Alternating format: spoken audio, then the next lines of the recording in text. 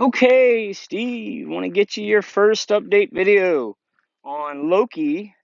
Talk about how our first couple weeks have gone. Talk to you about what we're working on.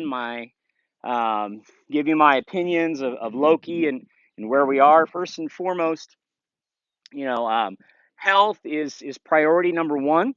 And Loki definitely had a pretty wicked cough that turned into pneumonia. And so we needed some antibiotics and some fluids to get him through that. He's fine. Dogs, it happens pretty often, especially when it's cold and wet. Um, dogs go to a new environment. Um, you know, I mean, with everything that's going on in the world right now with this virus nonsense, it would be funny if it wasn't so serious, for people. But we definitely take health very seriously, and so. Um, we've also moved Loki into a very unusual spot. We do not hardly ever have an outside dog that is a full time house dog. Loki seems to do better as a full time house dog. He did fine with the other dogs in the kennel, but definitely he liked and really seems to thrive on being able to be with us. Definitely, I've been doing some reading and really been thinking about how we're gonna progress with Loki's training. Definitely, the I'm seeing some strong differences between Loki being an otter hound and a Labrador Retriever. Other than, of course, the physical traits, there's some really big temperament differences. Really feel like Loki. I definitely have to work to earn his favor, his trust. Labs, Goldens, a lot of those breeds. Their hallmark is, hey, I just met you and I love you.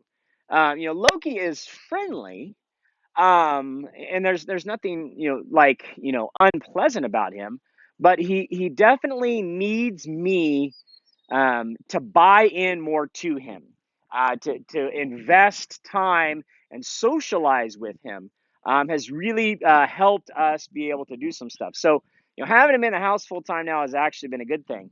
And so it's given us a chance to bond some more. He sleeps loose in the house. I mean, he's just another house dog.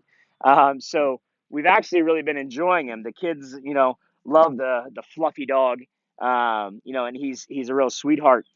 Plus, his coat is a little more to manage, so keeping him in the house keeps him cleaner, just makes it a little bit easier to maintain, and it's helping him recover from his pneumonia. So you may actually hear him cough on the video. He does still have the cough. He'll probably have that cough. My vet thinks for probably about another 10 days to 2 weeks before that cough is totally gone. But he is relatively normal. He's still, I think, a little bit lethargic, a little bit slowed down, but definitely, better than he was when he was really needing some antibiotics. So, anyway, what we've been doing, hey, here, good, is we've been starting on getting him used to using our placemat here. Good, all right, and working with our leash to learn the basics. Good, sit. Good.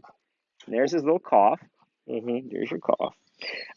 So the leash that I'm using is a slip lead, and the idea is, it's about responding to pressure.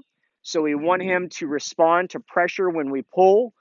He that means he needs to change something. He needs to do something, a response to that stimulus of the pressure. Right. So sitting is obviously a major part of our obedience training, which is the foundation of everything.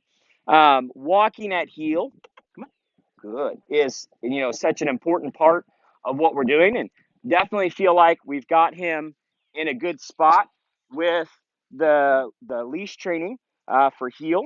Um, yeah, we don't have any trouble with lunging or pulling on the leash. He's walking politely at with a loose lead. So I really like that. I think we're talking about wanting to be able to run with him. Come on back, come on. And there you can see we give a little change of direction, gives a tug, but then the leash becomes loose and slack again once we've got him going where we want. So all in all, I'm very happy with his obedience foundation. Obviously, hey, here, heel, good. You did some of this clearly because I mean he came in knowing some of this stuff, and that's good because we want him to feel comfortable with what I'm getting him to do with the training. Um, so we want it to kind of be some review. So now we only need him to sit. So I'm applying leash pressure, and I'm going to push his bottom down. Sit. Good boy. Good. And we got a little cough still, right? But he's not immediately trying to get away from this. So this is a good sign that he's accepting this. He understands that the stimulus means you need to sit down and stay sitting down. I think that he's going to be a dog who's going to be what we call a good teammate. Meaning that he's going to be cooperative. I don't think Loki is going to challenge me.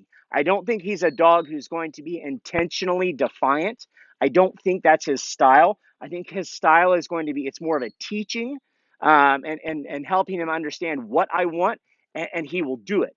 I have yet to have any time where he has really resisted, any kind of command that I've given him. He just may not know what it means. So that's good. That means that, when we have a dog that's that way, that's biddable, it makes training go a lot smoother because all we have to do is just help him understand what it is we want. If I have a concern, the concern that I might have is I am concerned about how much retrieving drive he's going to have. That is something we may have to work to build. Some dogs that are really pleasers like this, we have to pep them up, build momentum to get them to be, to be a duck dog. But I certainly think the pieces are here, and I am excited. We're going to call it done, bud. I'm excited to get to work with Loki. To work with a new breed is going to be fun and interesting, and we are certainly enjoying his company. He's a great dog to have around. I mean, whether or not he picks up every duck in the field or not, you can't beat him as a companion. So all in all, I think we're off to a good start. He's on the mend. We've got a good start with our obedience, well socialized. I'm happy with Loki's start so far.